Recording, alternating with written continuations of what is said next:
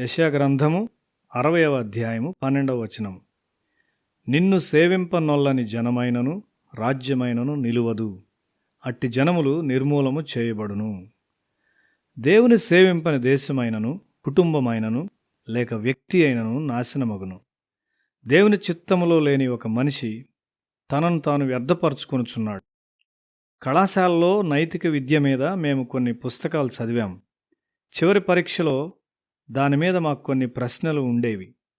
ఆ పుస్తకములు చదువుటకు నాకు సమయం ఉండేది కాదు. ప్రశ్నాపత్రమును తయారు చేసిన మనిషి ఆ విషయం మీద ప్రశ్నలు తయారు చేయటం మర్చిపోయాడు.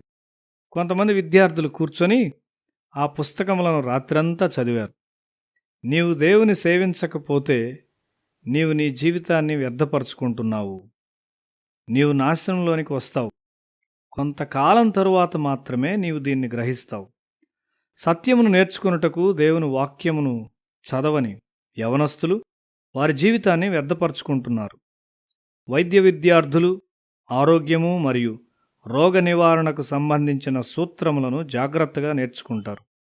ప్రతిదినము సత్యం కొరకు బైబిల్ను నీవు పరిశోధించవలసి ఉన్నావు. ఈ వాక్యం ప్రకారం పిల్లలకు ఉపదేశించని వారు వారి పిల్లల జీవితాన్ని పాడు చేస్తూ ఉన్నారు.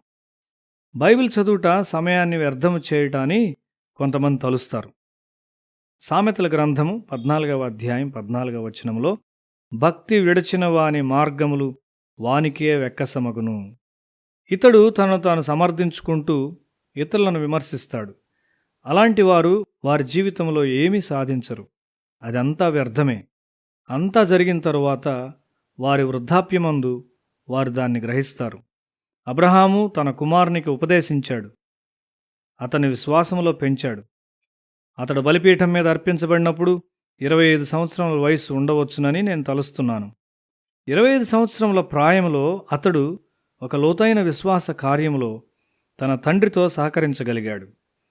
కొంతమంది నీతి జీవితాన్ని జీవిస్తారు, కానీ వారు విశ్వాసము లేనివారు. లోతు ధర్మశాస్త్ర ప్రకారము ఒక నీతిమంతుడైన మనిషి.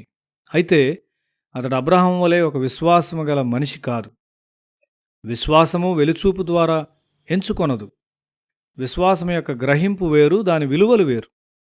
లోతు సొదొమ ముందు తన గుడారములను ఏర్పాటు చేసుకున్నాడు. అంతకు మించిన పొరపాటు ఇంకొకటి లేదు. సొదొమ యొక్క పచ్చని పొలములు త్వరలో ఒక మృత సముద్రముగా మారనై ఉన్నాయి. ఆ సముద్రం మీద పక్షులు కూడా ఎగరవు.